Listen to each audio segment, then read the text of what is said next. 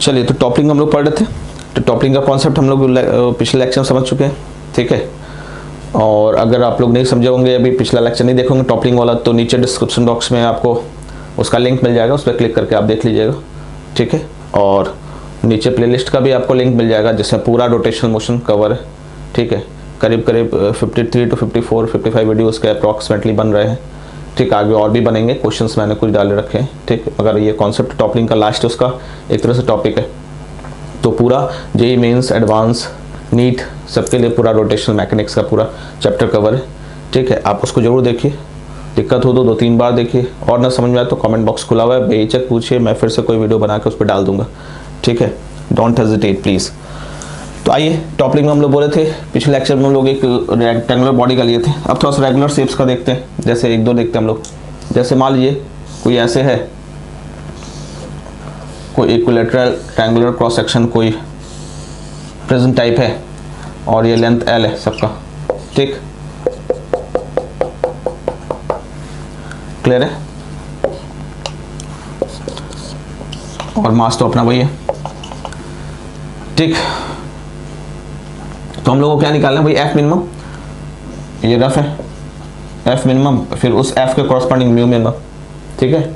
तो mu minimum का case देख रहे हैं, तो म्यू मिनिमम कितना होगा, जैसे F मिनिमम लगेगा जो कि इसको टॉपल करेगा। टॉपल मतलब रोटेशन बिफोर ट्रांसलेशन। तो हम लोग जानते हैं ऊपर हम लोग लगाते हैं ऐसे F, ठीक है, लास्ट लेक्चर में देखे हुए। मिनिमम के लिए हम लोग ऊपर लगाएंगे टॉप पे, और तो तुरंत कहाँ लगेगा फ्रिक्शन, ये आगे स्लाइड होना चाहेगा, फ्रिक्शन पीछे लग जाएगा, स्टैटिक फ्रिक्शन, ठीक है। रोटेशन को रोकते रोकते नॉर्मल कहाँ शिफ्ट होगा, एंड पे। ये जैसे ऐसे ट्रायंगुलर बेस है, ठीक है, तो ये रोटेट होगा ऐसे, तो एंड कहाँ है इसका, यहाँ, यानी नॉर्मल यहाँ तक शिफ्ट हो जाएगा, ठीक है। नॉर्मल का एंड यहाँ है, यहाँ शिफ्ट होने के बाद नहीं रोक पाया तो पूरा रोटेट हो जाएगा। उससे पहले अगर कहीं रहा तो ऑटोमेटिक है, सेल्फ एक्सप्लेनेटरी है कि रोटेशन नहीं हुआ है, ठीक। अब ध्यान दीजिए, ट्रांसलेशन नहीं हो रहा, तो F की वैल्यू किसके बराबर है, Fs की, ये तो पहला क्लियर है। डाउनवर्ड यहाँ पे सेंटर ऑफ मास होगा, यहाँ पे क्या लग जाएगा, mg, तो n की वैल्यू किसके बराबर है, mg, ये भी क्लियर है, ठीक है। टॉर्क हम किसके अबाउट निकालेंगे, इसके अबाउट निकालेंगे। टॉर्क निकालिए, mg का टॉर्क 0, F का टॉर्क, तो इसके about r cross F, clockwise है, r से F की तरफ r क्रॉस F, ठीक है। एक हेरोइड से दूसरे हेरोइड क्लॉकवाइज आएगा। फ्रिक्शन का टॉर्क R, ये R ही है, क्रॉस F, ये भी क्लॉकवाइज। नॉर्मल का torque R cross F, anti clockwise. तो अगर ये दोनों पॉजिटिव है तो ये नेगेटिव हो जाएगा, ठीक। अब हम लोग को पता है ये हाइट, ये 60 होता है, ये L है, तो L क्या होता है, L sin 60, L root 3/2, L root 3/2, और ये क्या होता है, 2:1 के रेशियो में डिवाइड होता है, ठीक है। तो 2/3 इसका हो जाएगा, तो यानी इसका टॉर्क निकालेंगे F into L sin 60, L root 3/2 into 2/3, ठीक।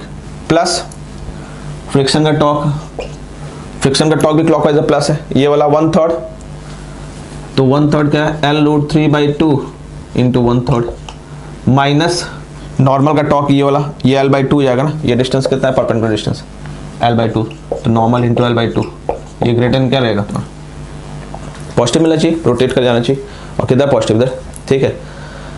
तो यहाँ से L/2 की कहानी तो वैसे ही खत्म नजर आ रही है, ये ऐसे ऐसे काट दीजिए हर जगह, ठीक है।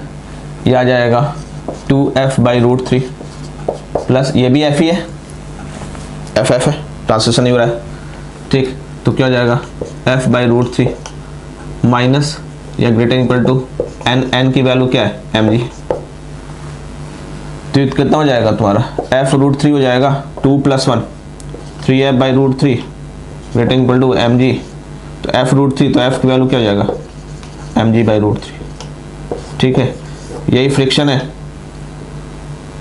F मिनिमम अगर हम देखें, ठीक है, तो ये आ जाएगा mg/√3, यही फ्रिक्शन होगा स्टैटिक, mg/√3 स्टैटिक फ्रिक्शन होगा। तो म्यू मिनिमम कितना हो जाएगा, म्यू मिनिमम जो होता है हमेशा क्या होता है, क्यों हम लोग जानते हैं ना, Fs = μn < टू, तो म्यू मिनिमम क्या होता है हमेशा, Fs/n होता है, तो Fs/n मतलब mg/√3/n, n की वैल्यू mg, तो 1/√3, तो म्यू मिनिमम क्या हो जाएगा, क्लियर है। सिमिलरली स्क्वायर के लिए देखें, स्क्वायर के लिए हम लोग देखे थे पिछले लेक्चर में, हम लोग रेक्टेंगुलर देखे थे, तो इस बार स्क्वायर है, कोई दिक्कत नहीं, फोर्स यहाँ लगेगा, ठीक है, फ्रिक्शन पीछे लगेगा, क्लियर है रफ है। यहाँ सेंटर मास है mg, यहाँ लगेगा, नॉर्मल कहाँ तक शिफ्ट हो जाएगा रोकने के लिए, एंड तक, इससे ज़्यादा नहीं जाएगा ना, ये रोटेट होगा ऐसे, तो नॉर्मल यहाँ तक पहुँचने के बाद नहीं रुका तो रोटेट कर जाएगा, ठीक है। n की वैल्यू mg है, fs की वैल्यू f है, वो क्लियर है, क्योंकि ट्रांसलेशन रोक दिए, तो आगे का एक्सेशन क्या है तुम्हारा 0, तो f किसके बराबर होगा, fs के, तभी ट्रांसलेशन 0 होगा, ठीक है। और अब टॉर्क देख लेते हैं, टॉर्क इसके अबाउट देखेंगे तो r क्रॉस f यानी f इंटू l/2, उसके टॉर्क को पॉजिटिव लेते हैं, ये l/2 ही होगा ना, अगर ये l है तो स्क्वायर लिए तो सब l है। इसका टॉर्क देखेंगे फ्रिक्शन का, तो r क्रॉस f, ये भी clockwise, r cross f clockwise, ये भी पॉजिटिव होगा, fs into l/2, minus normal का टॉर्क r क्रॉस f, ये एंटी क्लॉकवाइज माइनस हो जाएगा, n into l/2 greater equal to 0, l/2 cancel हो गया, fs भी f है यानी 2f greater equal to n, तो f की वैल्यू, ठीक है, greater equal to mg/2। Mu minimum की बात करें, f मिनिमम जो हो जाएगा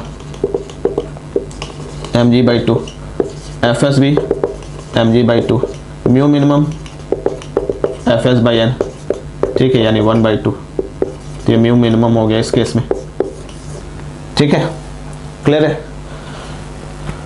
कोई दिक्कत नहीं है। हेक्सागन एक आध चेक कर ले, ठीक है, एक और रेगुलर फिगर चेक करते हैं हम लोग, हेक्सागन में जाएगा, ठीक, उसके बाद फिर हम लोग nth ऑर्डर के लिए देख लेंगे, ठीक।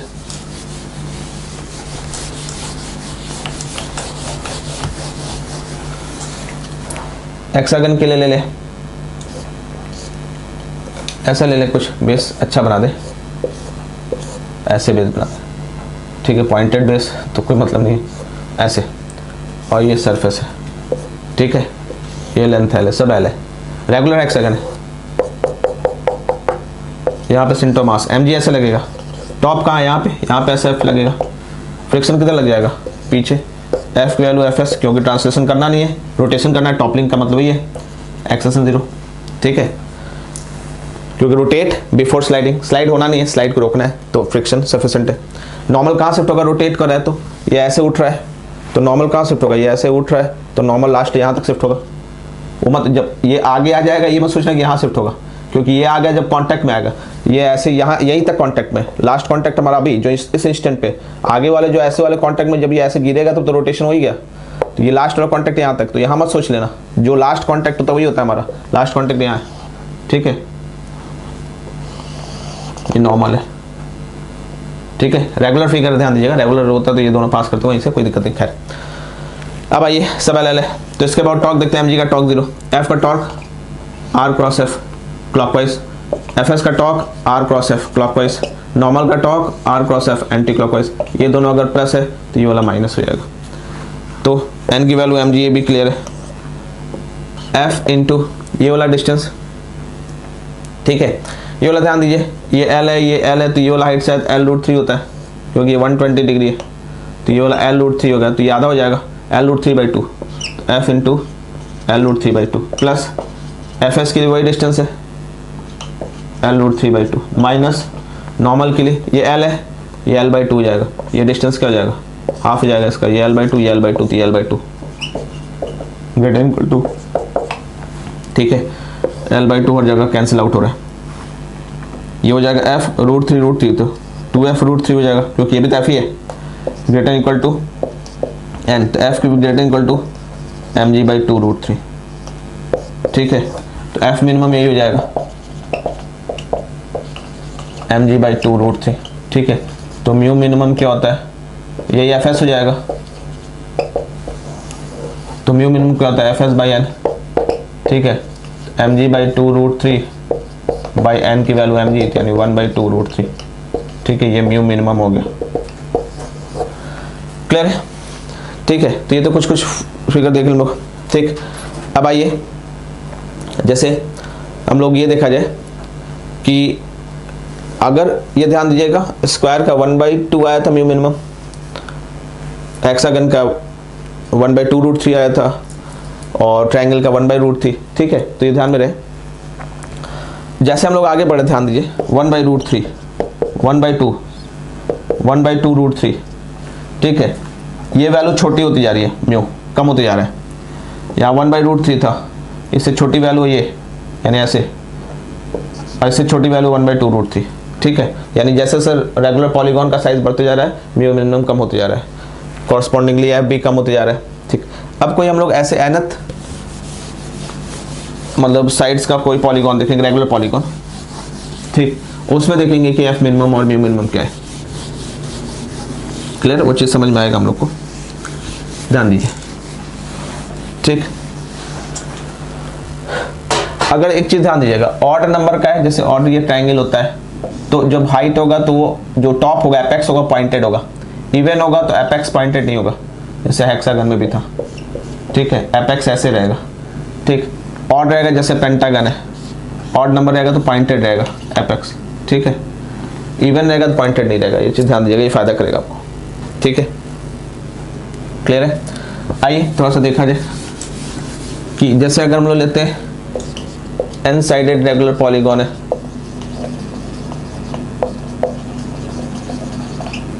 एन पहले हम इवन ले लेते हैं ना, ठीक है।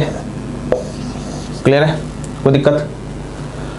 तो उसके लिए देखिएगा एन इवन ले ले, तो बताए थे टॉप जो रहेगा वो ऐसे रहेगा, ऑड रहेगा तो पॉइंटेड रहेगा, ये कुछ ऐसे ऐसे और dot dot dot dot something something ऐसा रहेगा, कुछ ऐसे ऐसे साइड्स रहेंगे, फिर dot dot dot dot dot, और बेस भी ऐसे रहेगा।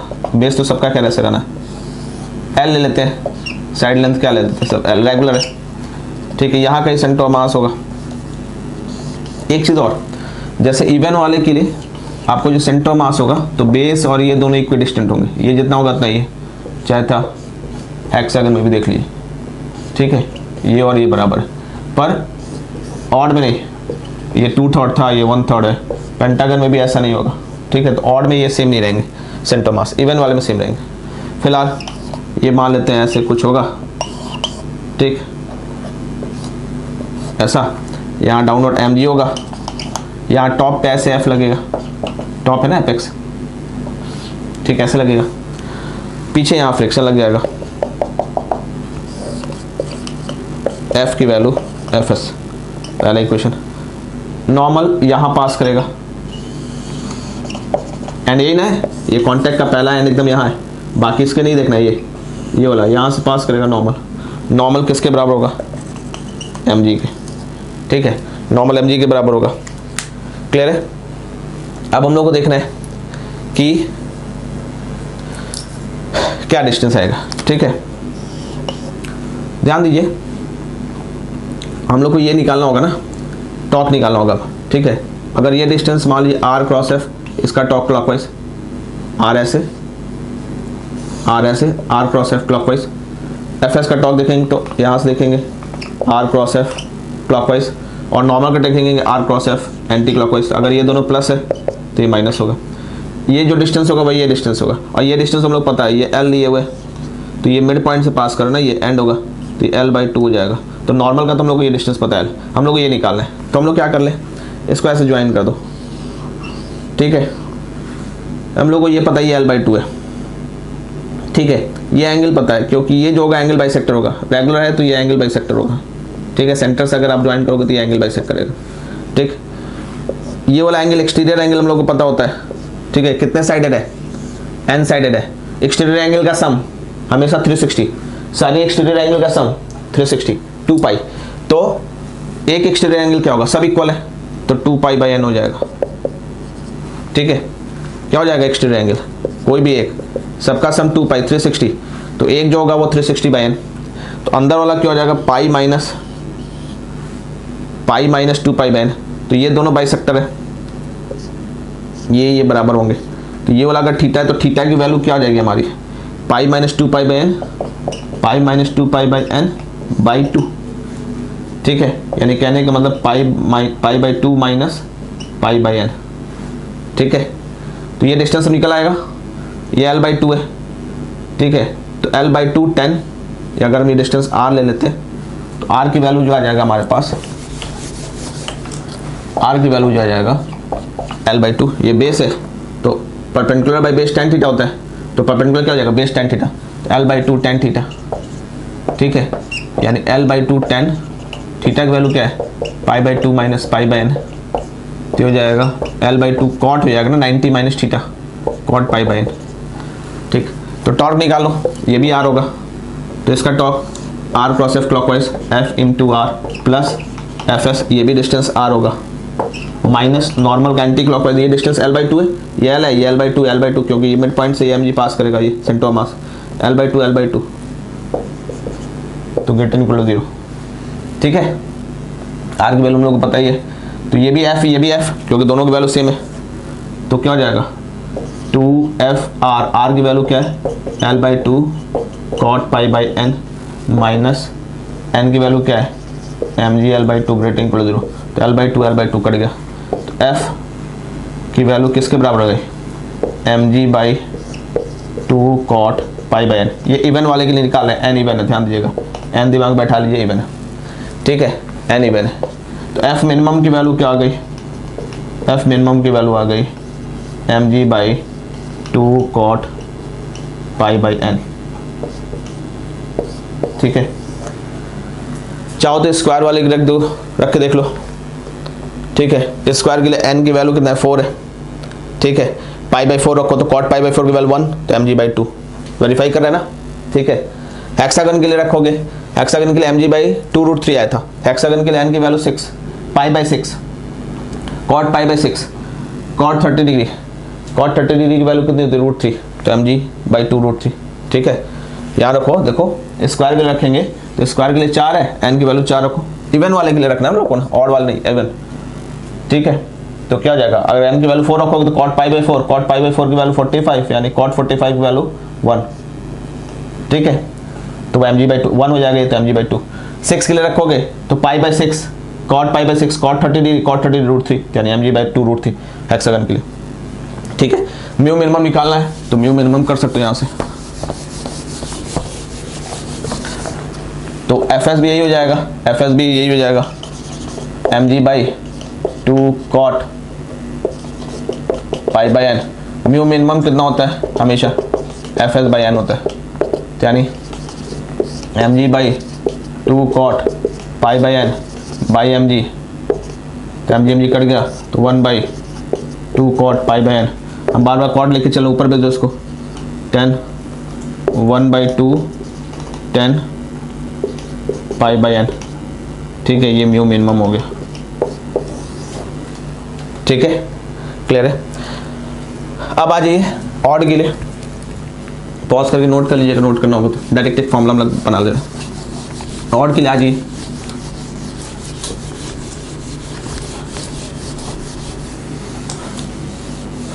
n की वैल्यू ऑड रखें, ऑड के लिए हम बताए थे एपेक्स जो होगा वो पॉइंटेड होगा और ऊपर का और नीचे का डिस्टेंस सेम नहीं होगा, तो कुछ ऐसा होगा, अब कुछ डॉट डॉट डॉट होगा, अब बेस ऐसा होगा, ठीक है, ये मान लेते हैं ऐसा ऐसा, ठीक।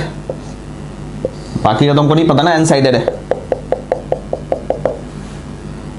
mg कहीं यहाँ होगा, इसको ऐसे ज़्यादा हम कर दिए, इसको थोड़ा ऐसे ले लो, कोई दिक्कत नहीं, उससे कैसे भी ले लो, हम ऐसे बना रहे सुंदर दिखने के लिए, ठीक है। ऐसा मत सोचिए कि फैला दिया सर तो उससे क्वेश्चन में कोई फर्क नहीं, फोर्स यहाँ रखेगा,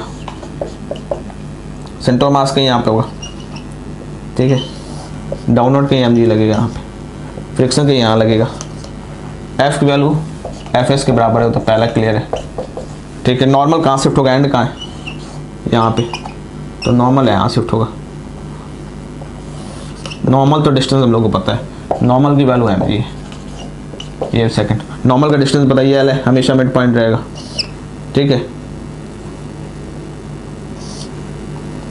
ये L/2 ये तो पक्का है, ठीक है। अब आ जाओ, अब क्या निकालना हम लोग को, दिक्कत कष्ट क्या है,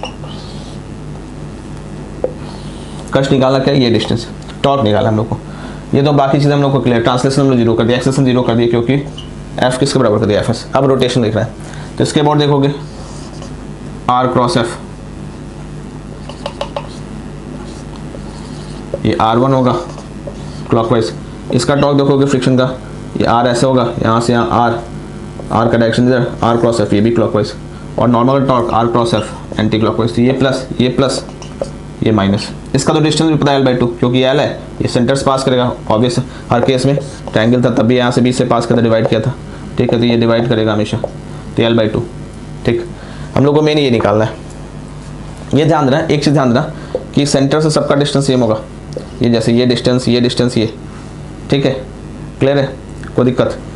तो हम लोग को ये भी निकालना और ये भी निकालना है, तो हम लोग क्या करें, ऐसे कॉर्नर ज्वाइन करें, ठीक है। अगर ये आर है तो ये भी आर होगा, क्योंकि सबके एपेक्स को ज्वाइन करो, सबके वर्टिसेस को ज्वाइन करो, सब सेम होगा, ये आर, चाहे पेंटागन में हो, ठीक है, चाहे पेंटागन में भी होगा तो भी सेम होगा, ऐसे कोई सेम है, तो ये डिस्टेंस ये रेगुलर तक सब सेम होगा, ठीक है। तो ये जो अगर आर है तो ये आर, तो ये भी आर होगा, ठीक। अब हम लोग को पता है फिर से ये एक्सटीरियर एंगल क्या हो जाएगा, टोटल एक्सटीरियर एंगल का सम 360, तो एक एक्सटीरियर एंगल क्या हो जाएगा 360/n, यानी 2π/n, ठीक है। बाइसेक्टर होगा तो ये भी पता है हम लोग को, तो ये वाला एंगल अगर हम थीटा मान लेते हैं, ठीक है, ये L/2 पता है, तो थीटा की वैल्यू क्या होगा, क्योंकि बाइसेक्ट करेगा, ये दोनों बराबर, ये थीटा टोटल एंगल, ये वाला पूरा एंगल क्या हो जाएगा पाई माइनस, ये जो एंगल होगा पाई माइनस 180 माइनस 2π/n, तो pi minus 2π/n divided by ये वाला 2, दोनों बराबर, तो ये वाला हम लोग को पता चल गया, ठीक है। ये वाला हम लोग r' मान लेते हैं, ठीक है, बेस पता है, एंगल पता है, तो r' निकल आएगा, r निकल आएगा, तो ये आ जाएगा हमारे पास क्या π/2 माइनस π/n, ठीक है। ये वाला ध्यान दोगे, हाइपोटेनस बेस पता है, तो हाइपोटेनस क्या होगा, base L/2 base by hypotenuse क्या होता है cos थीटा, तो हाइपोटेनस क्या हो जाएगा L/2 नीचे cos थीटा, यानी क्या आ जाएगा sec थीटा। आर की वैल्यू क्या आ जाएगा L/2 नीचे बाई cos थीटा ऊपर जाएगा sec थीटा, तो आर की value L/2 sec π/2 minus π/n, तो ये क्या आ जाएगा L/2 90 माइनस, यानी हो जाएगा cosec π/n, ठीक है। दूसरा r' क्या हो जाएगा, बेस L/2 है, ठीक है, ये बेस हमारा क्या है यहाँ पे L/2 इधर भी है, L/2 इधर भी है, ठीक है, तो ये हो जाएगा r' क्या हो जाएगा L/2 10, ठीक है। r' की वैल्यू क्या आ जाएगा L/2 10 π/10 theta, L/2 10 π/2 minus π/n, ठीक है, L/2 cot π/n। टॉक निकाल दे, F × R प्लस, इसका भी टॉक क्लॉकवाइज है, इसका भी टॉक क्लॉकवाइज है, ये अलग है, Fs × तो टॉक निकाल दो, F × R plus Fs × R' minus n × L/2 greater equal to क्या होना चाहिए, ये दोनों F है, तो F R plus R' greater equal to mg L/2, ठीक है।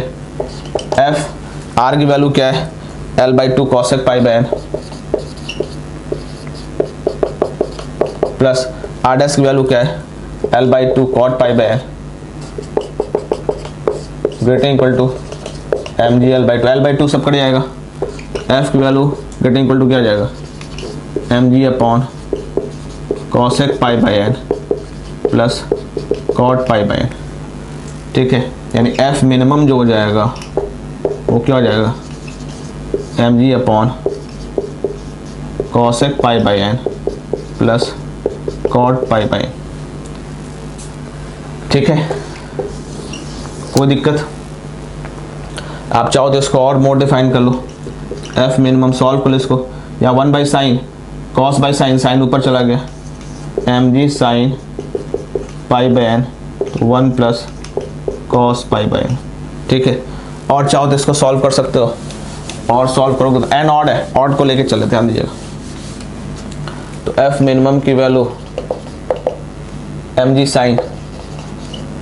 sin π/n को क्या लिख सकते हैं 2 sin π/2n cos π/2n, sin theta को लिख सकते हैं ना 2 sin θ/2 cos θ/2, और 1 प्लस cos थीटा को क्या लिख सकते हैं 2 cos square pi by 2n, ठीक है। तो 2 से 2 कट गया, कॉस पाई बाई 2n से 1 कट गया, तो क्या हो गया mg 10 पाई बाई 2n, ये एफ मिनिमम आ गया, ठीक है। क्लियर है, कोई दिक्कत? अब इसका अगर म्यू मिनिमम देखना है, एफ एस भी यही आ जाएगा मिनिमम वाला, ठीक है। एफ एस मिनिमम ही है ना, एफ मिनिमम, इसके कॉरस्पॉन्डिंग म्यू मिनिमम क्या आ जाएगा, तो एफ एस बाई एन हो जाएगा, तो ये आ जाएगा M G 10 pi by 2n upon M G, तो हो जाएगा 10 पाई बाई, उसमें 1/2 10 पाई बाई एन था, इसमें 10 पाई बाई एन हो गया, ठीक है। 10 पाई बाई 2n हो गया। जैसे अगर हम लोग उसके लिए देखें, हम लोग के पास क्या ट्रायंगल के लिए क्या आया था, इक्विलैटरल ट्रायंगल के लिए म्यू की वैल्यू शायद 1/√3 आया था। तो अगर देख लो 3 रखते हैं तो पाई बाई 6 हो जाएगा, तो म्यू की मिनिमम की वैल्यू कितना आ जाएगा 10 पाई बाई 2 इंटू एन की वैल्यू 3 रखते पाई बाई 6, 10 पाई बाई 6 की वैल्यू 1/√3, तो आ गया वो। क्लियर है, कोई दिक्कत? तो ये टॉपिक खत्म हो गया। तो थ्योरी वाइज हम लोग रोटेशनल मोशन पूरा, रिजिड बॉडी डायनामिक्स पूरा खत्म कर चुके हैं। अब कुछ क्वेश्चंस और लगाएंगे जिससे आप थोड़ा कॉन्सेप्ट आपके और क्लियर होंगे, ठीक है। तो मिलते हैं नेक्स्ट लेक्चर में, till then stay connected, thank you.